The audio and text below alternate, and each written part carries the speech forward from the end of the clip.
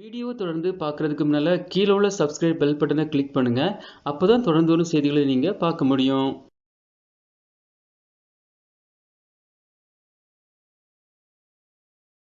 இந்தியாவின் குஜராத்தில் 19 வயது இளம்பெண்ணை பாலியல் பலாத்காரம் செய்து கொலை செய்த வழக்கில் கைது செய்யப்பட்ட நபரிடம் நடத்திய விசாரணையில் பல திடுக்கிடும் தகவல்கள் வெளியாகியுள்ளன. கடந்த நவம்பர் 14ஆம் தேதி குஜராத்தில் உத்வாடா ரயில் நிலையம் அருகே தண்டவாளத்தின் அருகே 19 வயது இளம்பெண்ணின் சடலம் கண்டெடுக்கப்பட்டுள்ளது. தடயவியல் பரிசோதனையில் சிறுமி பலாத்காரம் செய்யப்பட்டது தெரியவந்தது. மேலும் இந்த கொலை சம்பவம் குறித்து வால்சாத் மாவட்ட போலீசார் வழக்கு பதிவு செய்து விசாரணை நடத்தி வருகின்றனர்.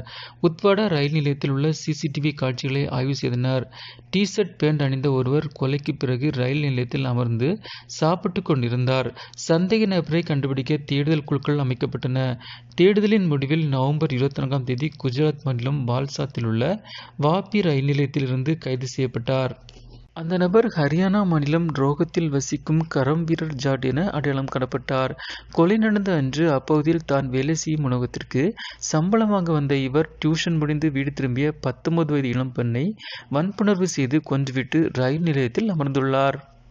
அந்த பெண் தன் போனை பார்த்து சிரித்து கொண்டிருந்தார் என்றும் அவள் தன்னை பார்த்து புன்னகைப்பதாக நினைத்து அவளை கொன்றேன் என்றும் அந்த நபர் கூறியுள்ளார். அதேபோன்று அந்த நபரின் தந்தை இறந்த பிறகு குற்றத்தில் ஈடுபடுவதை அவரது குடும்பத்தினர் ஏற்கவில்லை என்றும் அவர் 5ஆம் வகுப்போடு படிப்பை பாதியில் நிறுத்திவிட்டு ராஜஸ்தான், ஹரியானா, உத்தரப்பிரதேசம் ஆகிய மாநிலங்களில் பல்வேறு திருட்டு வழக்குகளில் ஈடுபட்டதாகவும் போலீசார் கூறுகின்றனர்.